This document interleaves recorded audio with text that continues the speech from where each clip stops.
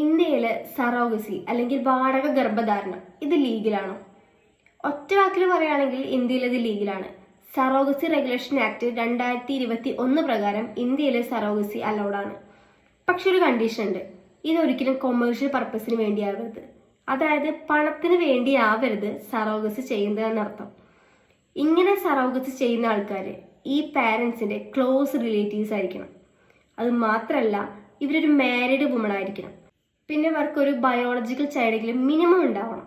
ഇന്ത്യയിൽ ഇതൊരു ബിസിനസ്സായി മാത്രം മാറിയൊരു കാലഘട്ടം ഉണ്ടായിരുന്നു. അതുകൊണ്ട് തന്നെ ഈ നിയമം കുറച്ച് സ്ട്രിക്റ്റ് ആണ്. ഫോറിൻ നാഷണൽസിലുള്ള ആൾക്കാർക്ക് ഇവിടെ വന്ന് സറോഗസി ചെയ്യാൻ പറ്റില്ല. മാത്രമല്ല, ലിവ് ഇൻ റിലേഷൻഷിപ്പ് ഉള്ളവർക്ക്, സെയിം സെക്സിൽ മാരേജ് ചെയ്ത ആൾക്കാർക്ക്, സിംഗിൾ പാരന്റിന് ഇതൊന്നും സറോഗസി അലൗഡ് അല്ല. പണത്തിന് വേണ്ടി അല്ലെങ്കിൽ പിന്നെ ഇതിനാ സറോഗസി ചെയ്യണമെന്ന് നമ്മൾ ചിന്തിക്കും. നിയമം പറയുന്നത് ഒരു സ്നേഹത്തിന്റെ പേരിലോ അല്ലെങ്കിൽ ഒരു സഹായം എന്ന രീതിയിലോ മാത്രമായിരിക്കാം ഇവർക്ക് ഒരു സറോഗസി ചെയ്യുന്നതാണ് നിയമം പറയുന്നത്. ഇങ്ങനെ സറോഗസി ചെയ്യുന്ന ആൾക്കാർക്ക് മെഡിക്കൽ എക്സ്പെൻസും മെഡിക്കൽ ഇൻഷുറൻസും മാത്രമായിരിക്കണം ഈ പാരന്റ്സ് പേ ചെയ്യേണ്ടത്. ഇന്ത്യയിൽ എന്തുകൊണ്ടാണ് സറോഗസി ഇത്രയും അധികം പെരുകുന്നതെന്ന് ചിന്തിച്ചിട്ടുണ്ടോ?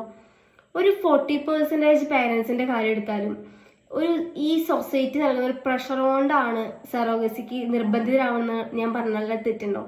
മേ ബി ചിലപ്പോൾ അവർക്ക് കുട്ടികളെന്ന കോൺസെപ്റ്റിനോടെ ഒരു താല്പര്യം ഉണ്ടാവില്ല. പക്ഷേ സൊസൈറ്റിയിൽ വരുന്ന ഓരോ ക്വസ്റ്റ്യൻസിന്റെ ബേസിലാണ് ഇങ്ങനെ സറോഗസി അല്ലെങ്കിൽ അഡോപ്ഷനൊക്കെ ചൂസ് ചെയ്യേണ്ടതെന്ന് ഞാൻ പറഞ്ഞാൽ തെറ്റാണോ?